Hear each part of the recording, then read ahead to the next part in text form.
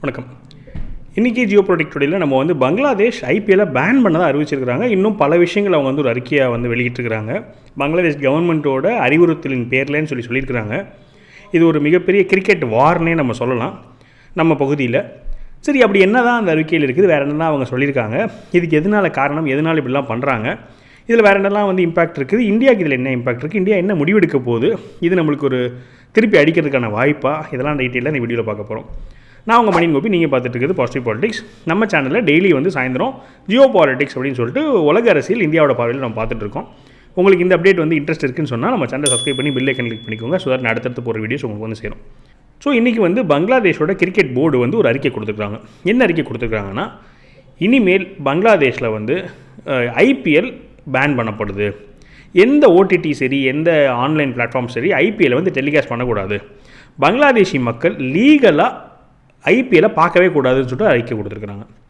Of course இதெல்லாம் சொன்னதுக்கு அப்புறமாவும் illegal பிளாட்ஃபார்மில் பார்க்க தான் போகிறாங்கன்னு வச்சுக்கோங்களேன். ஏன்னா ஒரு 5 வருஷம் முன்னாடி 2019 பாகிஸ்தான் வந்து என்ன பண்ணாங்கன்னு சொன்னால் ஐபிஎல்லை பேன் பண்ணாங்க. ஆனாலும் நம்மளுக்கு வந்து ரெக்கார்டு ஸ்டாட்டிஸ்டிக்ஸ் இருக்குது, பாகிஸ்தானியர்கள் வந்து இல்லீகலாக பார்த்துட்டு தான் இருக்கிறாங்க அப்படின்னு சொல்லிட்டு. ஸோ இப்போ உலகத்தில் 2 நாடுகள் ஐபிஎல்லை பேன் பண்ணியிருக்கிறாங்க. முதல்ல பாகிஸ்தான், அப்புறமா பங்களாதேஷ். அப்போது பங்களாதேஷ் வந்து ஐபிஎல் பேன் பண்ணதுனால நம்மளுக்கு ஏதாவது பாதிப்பா அப்படின்னு கேட்டிங்கன்னா, ஆக்சுவலி ஸ்பீக்கிங் பாதிப்புலாம் ஒன்றும் கிடையாது. ஏன்னா இந்த ஐபிஎல்லை டெலிகாஸ்ட் பண்ணுறதுக்காக பங்களாதேஷில் இருக்க கம்பெனியும் சரி, முன்னாடி பாகிஸ்தானில் கம்பெனி, பாகிஸ்தான் ஓட்டலாம் ரொம்ப பழசாயிடுச்சு, பங்களாதேஷில் இருக்கிற ஒரு கமர்ஷியல் ஆர்கனைசேஷன் என்ன பண்ணுறாங்கன்னா, இந்தியாவோட பிசிசிஐக்கு ஐபிஎல் டெலிகாஸ்ட் பண்ணுறதுக்கு பணம் கொடுத்தாச்சு. இது வரைக்கும் கொடுத்தாச்சு, 2027 வரைக்கும் பணம் கொடுத்தாச்சு. இப்போ அந்த அக்ரிமெண்ட் எப்படி இருக்குன்னு சொன்னால், மேட்ச் நடந்தாலும் நடக்கலைனாலும், டெலிகாஸ்ட் ஆனாலும் ஆகலைனாலும், எப்படிப்பட்ட டேர்ன் அரவுண்ட் இருந்தாலும் சரி, இது வந்து லைசன்ஸு, இந்த வருஷத்துக்கு உங்களுக்கு வந்து டெலிகாஸ்ட் பண்ண உரிமை தரேன்னு சொல்லி காசு வாங்கியாச்சு. அப்போ இந்தியா வந்து என்ன பண்ணியாச்சுன்னா, இந்தியாவோட பிசிசி என்ன பண்ணியாச்சுன்னா, பங்களாதேஷ் நிறுவனத்துக்கு காசு வாங்கியாச்சு. காசை கொடுத்ததுக்கப்புறம் அவன் டெலிகாஸ்ட் பண்ண போகிறது இல்லைன்னா அது ஓன் தலைவலி, நீங்கள் பண்ணாமல் போய்க்கோங்கன்னு சொல்லிக்கலாம்னு வச்சுக்கோங்களேன். சரி, இது அது மட்டுமான்னு பார்த்தீங்கன்னா இன்னும் ஒரு சில ஷேர் இருக்கும். அதாவது அதுலேருந்து ஆட் இருக்கட்டும், இல்லை பிராண்ட் ப்ரமோஷன், அந்த மாதிரி ஒரு சில இன்டைரக்ட் ரெவன்யூ லாஸ் இருக்கலாம். அது வந்து ஒரு 1%, 2% தான் அதனால் ரெவன்யூ லாஸ் இருக்கலாம் நம்ம பிசிசிஐக்கு, இந்தியன் கவர்மெண்ட்டுக்கு. அப்போ அது வந்து ஒரு பெரிய விஷயம் கிடையாது. அப்புறம் இயர் ஆன் இயர் க்ரோ ஆகிட்டே தான் இருக்குது. அதனால் வந்து ஓவராலாக பார்த்தா ஐபிஎல் அவங்க பேன் பண்ணதுனால நம்மளுக்கு ஒன்றுமே கிடையாதுன்னு வச்சுக்கோங்களேன். ஆனால் இதை வந்து அவங்க ஒரு ஸ்டேட்மெண்ட்டாக பண்ணுறாங்க. அதாவது என்னென்னா, நான் வந்து இந்தியாவுக்கு எதிராக ஒரு நடவடிக்கை எடுக்கிறேன் அப்படிங்கிறாங்க. சரி, இதோடு நிறுத்திட்டாங்கன்னா நம்மளுக்கு ஒரு மேட்டரே கிடையாது, இது நம்ம பேச வேண்டிய வீடியோவாகவே இருக்காது. இவங்க அதை தாண்டி ஒரு ஸ்டெப் அடிஷ்னலாக ஒரு ஸ்டெப் போகிறாங்க. எங்கே போயிட்டாங்கன்னு கேட்டிங்கன்னா, நான் வந்து பார்த்தேன், இந்தியாவுக்கு வந்து பங்களாதேஷ் பிளேயர்ஸ் மேலே ஒரு பிரச்சனை இருக்குது. பங்களாதேஷ் பிளேயர்ஸுக்கு வந்து இந்தியாவில் பாதுகாப்பு இல்லாததாக நாங்கள் வந்து அப்சர்வ் பண்ணுறோம். அப்சர்வ் பண்ணதோடு கிடையாது, நான் வந்து என்ன பண்ணுறேன்னா சீரியஸாக அசஸ் பண்ணுறேன். அந்த அசஸ் பண்ணுறதுல நான் என்ன முடிவு பண்ணியிருக்கேன்னு சொன்னால், பங்களாதேஷி பிளேயர்ஸ் இந்தியாவுக்கு போகிறது ஆபத்து. அதனால் அடுத்து வரப்போகிற cricket world cup 2020 world cup நடக்க போகுது. அந்த 2020 வேர்ல்டு கப்புக்கு எங்கள் கவர்மெண்ட் எங்களை என்ன அறிவுரை கொடுத்துருக்குறாங்கன்னு சொன்னால், பங்களாதேஷி பிளேயர்ஸை இந்தியாவுக்கு அனுப்பாதீங்கன்னு அறிவுரை கொடுத்துருக்குறாங்க. அதனால் நாங்கள் முடிவு பண்ணிட்டோம். இது வந்து ஐசிசிக்கு வந்து அவங்க கடிதம் எழுதுகிறாங்க. ஐசிசி இன்டர்நேஷ்னல் கிரிக்கெட் கவுன்சிலுக்கு அவங்க கடிதம் எழுதுகிறாங்க. நான் இனிமேல் பங்களாதேஷ் பிளேயர்ஸை அனுப்ப போகிறதில்ல, வேர்ல்டு கப்புக்கு அனுப்ப போகிறதில்ல. ஏன்னா அவங்களுக்கு வந்து உயிர் பாதுகாப்பு இல்லையா இந்தியாவில், அதை அவங்க கண்டுபிடிச்சிருக்கிறாங்களாமா. கவர்மெண்ட்டே அறிவுரை கொடுத்துருக்காங்க, நீங்கள் அனுப்பக்கூடாதுன்னு அவங்க தடுத்துட்டாங்களாமா. இவங்களும் ஆமாம் அது கரெக்டு தான், நாங்கள் அனுப்ப போகிறதுன்னு முடிவு பண்ணிட்டாங்களாம். இது கடந்த 48 மணி நேரத்தில் இந்தியாவில் நடந்த சம்பவங்களை வச்சு அவங்க முடிவு பண்ணியிருக்காங்களாமா. பண்ணிவிட்டு அவங்க கோரிக்கை வைக்கிறாங்க. என்ன கோரிக்கை வைக்கிறாங்கன்னு சொன்னால், இதை தவிர எங்களுக்கு வேறு எங்கேயாவது ஒரு இடத்துல எங்கள் மேட்ச் எல்லாத்தையும் மாற்றுங்க, இந்த வேர்ல்டு கப் மேட்ச் எல்லா ஷெட்யூலையும் மாற்றி பங்களாதேஷ் டீம் வந்து வேறு ஏதாவது இடத்துல ஆடணும்னு சொல்லிட்டு நீங்கள் மாற்றி கொடுங்கன்னு சொல்லி கேட்டிருக்கானுங்க. சரி, இந்த கிரிக்கெட்னா என்னென்னு பார்த்தோம்னா, நம்மளுக்கு தெரியும், கிரிக்கெட் வேர்ல்டு கப் 50-50 இருக்குது, 2020 இருக்குது. அதில் ரொம்ப ஃபேமஸ் வந்து 2020 தான். அந்த 2020 வேர்ல்டு கப் வந்து இன்னும் ஒரு மாதத்தில் பிப்ரவரி மாதம் ஆரம்பிக்குது. பிப்ரவரி மார்ச் இந்த 2 மாதம் 2020 வேர்ல்டு கப் நடக்க போகுது. இது யார் ஹோஸ்ட் பண்ணுறாங்க கேட்டிங்கன்னா, 2 நாடுகள் ஹோஸ்ட் பண்ணுறோம். ஒன்று இந்தியா, இன்னொன்று ஸ்ரீலங்கா. ஸோ இந்தியாவும் ஸ்ரீலங்கா தான் ஹோஸ்ட் பண்ணுது. அதில் வந்து இவங்க வந்து பங்கேற்க போகிறது இல்லையா. இந்த வேர்ல்டு கப் 2020 வேர்ல்டு கப் ரொம்ப பெருசாக கொண்டு போக போகிறாங்கன்னு வச்சுக்கோங்களேன். ஏன்னா இந்த வருஷம் இப்போ 2026 நடக்கிற வேர்ல்டு கப்பில் 20 டீம் விளையாட போகுது. எனக்கு முன்னாடி ஞாபகம் தெரிஞ்சதுல 8 டீம் ஆரம்பிச்சதெல்லாம் ஞாபகம் இருக்குது. 4 ஒரு குரூப்பில் 4, இன்னொரு குரூப்பில் 4 இருக்கும். அப்புறம் 9 டீம் ஆக்கினானுங்க, 3-3-3 இருக்கும். அப்புறம் 12 ஆச்சு, 16 ஆச்சு, இப்போ 20 டீம். யூரோப்பில் இருக்க நாடுகள்லாம் வருது. இட்டாலியெலாம் விளையாட போகுது. இட்டாலி, நமீபியா, கனடா, இப்படி பல நாடுகள் இன்க்ளூட் பண்ணி கிரிக்கெட்டை வந்து பெருசாக கொண்டு போகிறதுக்கு முயற்சி பண்ணிகிட்டு இருக்காங்க. அப்போ அந்த 20 நாடில் இந்த ஒரு நாடு இல்லைன்னு நினைக்கிறேன், இல்லைன்னு விட்டுறலாம். ஆனால் இப்போ பங்களாதேஷ் வந்து கொஞ்சம் இப்போ நல்லா விளையாட ஆரம்பிச்சிட்டானுன்னு வச்சுக்கோங்களேன்.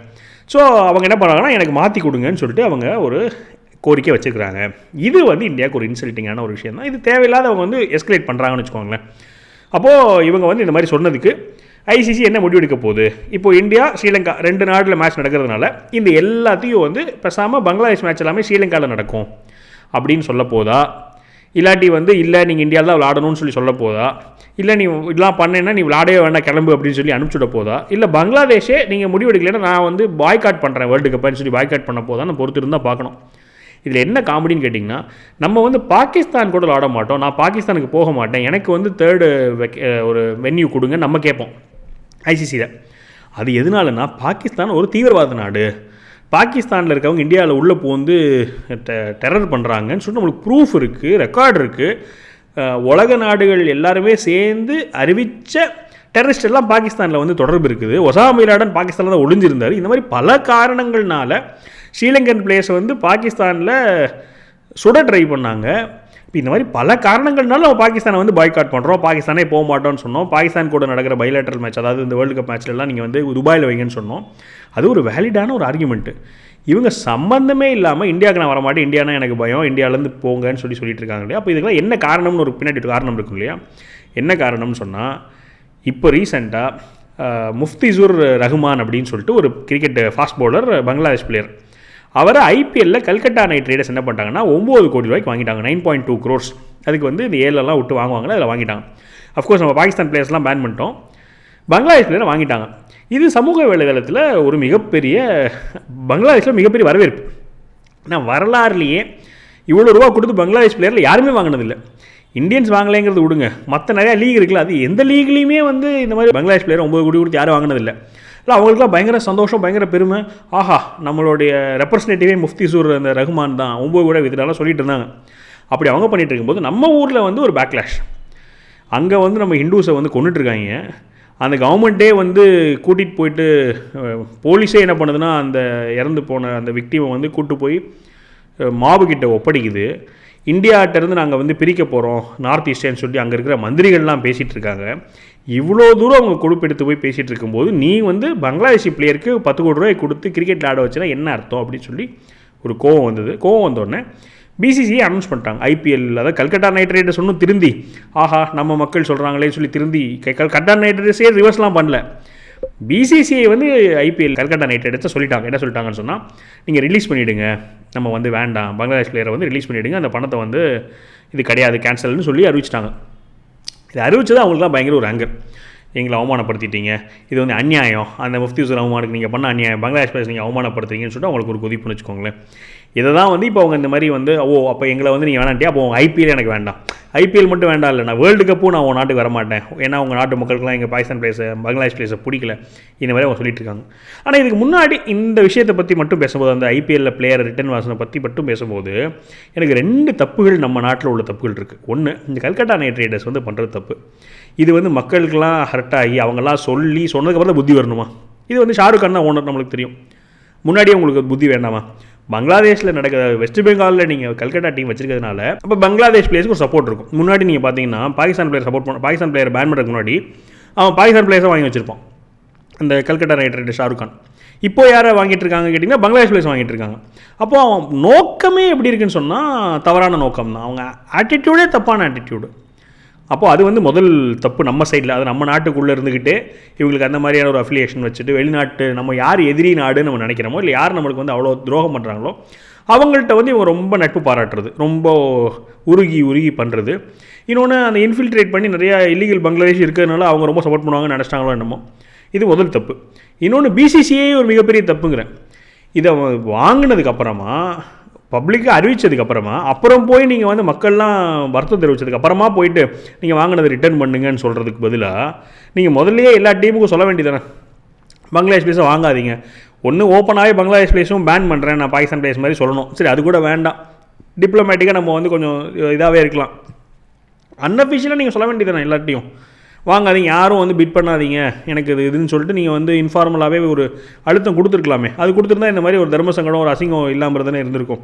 அப்போ நம்ம பக்கமும் தப்பு இருக்குது. அப்போ இந்த 2 தப்பு.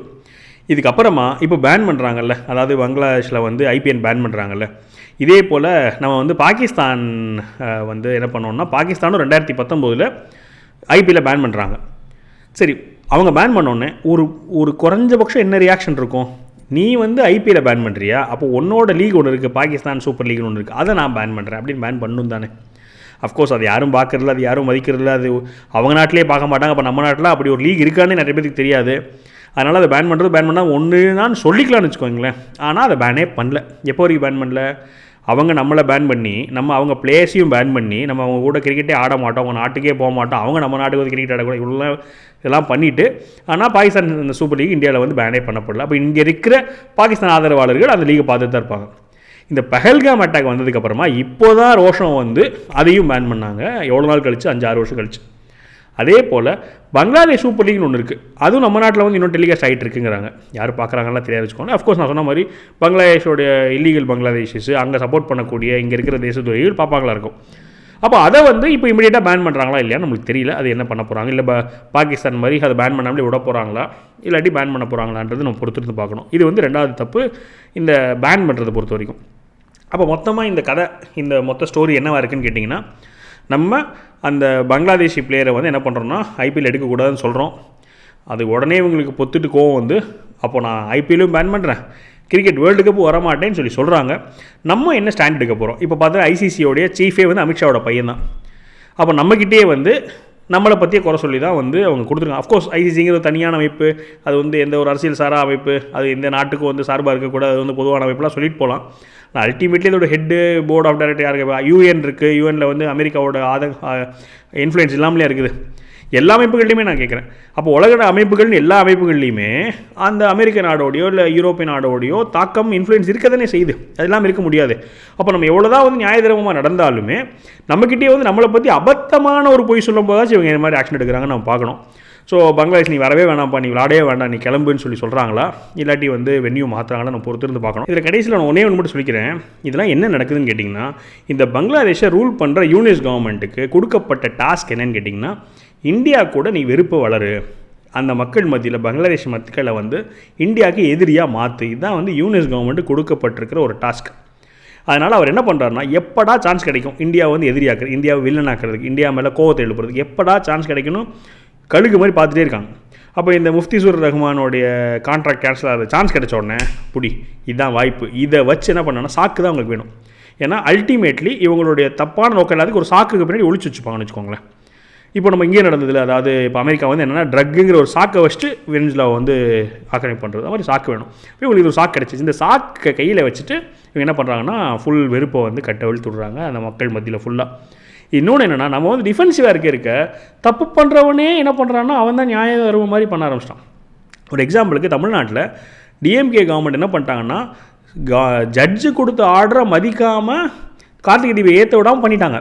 இப்போது வந்து அடுத்த பெஞ்சு வந்து என்ன பண்ணிட்டாங்கன்னா அதுக்கு ஆதரவு கொடுத்துட்டாங்கன்னு வச்சுக்கோங்க. நான் அந்த தீர்ப்பை வந்து நாளைக்கு அண்ணாமலையோட நான் எக்ஸ்பிளைன் பண்ணுறேன். அப்புறம் தனியாகவே அந்த ஒரு 150 பக்க ரிப்போர்ட் அதை நான் ஃபுல்லாக எக்ஸ்பிளைன் பண்ணுறேன்.